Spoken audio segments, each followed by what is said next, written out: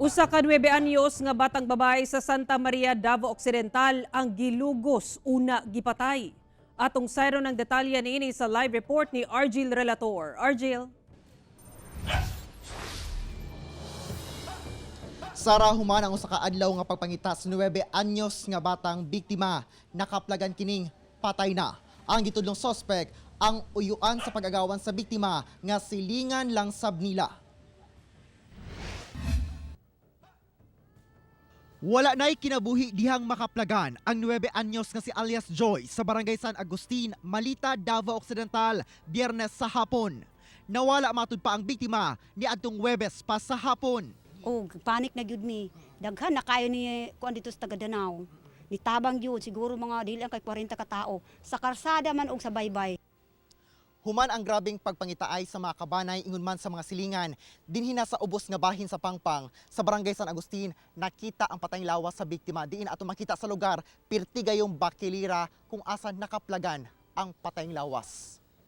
Ang mga personahe na sa MDRMO ang nikuha sa patayng lawas sa bata tungod sa kadelikado sa bakilid. Pinaagi sa mga witness na ilhan sa kapulisan ang suspect nga si alias Berto. Anaa pa kuno ang suspect sa lugar sa dihang nagpangitaay na sa bata. Nya dito gipangutana jud namo mismo kami nangutana akong bana og ako og siya. Nya naa ako siya nga wala ba kakakita ni ang tubag niya sa ako nya noon siya nga kuan pangita og makita ninyo. Malampusong nadakpan ang suspect sa manhunt operation sa Don Marcelino, Davao Occidental. Ang suspect silingan lang sab sa biktima nga uyuan sa pag-agawan niini. Since ang isa sa tong witness kadula sa maong biktima.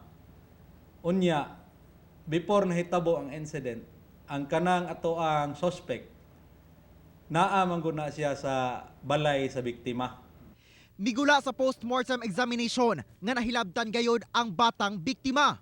Nakita dito nga ato ang biktima was also a victim of rape. Okay, na ay laceration. Confirm yun sa doktor kay napoy mga semen nga nakuha inside. Apan gipanghimakak sa suspect nga siya ang nilugos patay sa biktima. Ina tinuod, sir. Kana pong bata po, wa po ko nakakita na siya ha. Nya labaw pa po sa tanan pag lakaw na nako sa bukid. Wala po ko nakita na kasugat nako nga mga bata. Basta padulong ko sa akong gipadulngan, padulong lagi sa akong amo.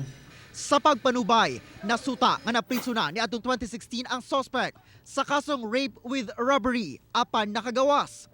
Karon, gikasuhan na og rape with homicide ang suspect. Ay sakit jud kayo alang sama sir di jud mi kadawat na ng sitwasyon anang bata. Kung pwede lang gani sir siya among ihulip teriya ba. Nagpaabot na sab og hinabang ang Santa Maria LGU sa pamilya sa biktima. Nagpaabot mi og monetary assistance aside sa burial assistance and syempre mga provisions like bugas, mga canned goods. Sara gawa sa mga pasiunang tabang ang gihatag na sa LGU, andam sab sila ang mohatag og legal assistance ngadto sa nahibiling pamilya. Sara. Okay, dagang salamat Argil Relator.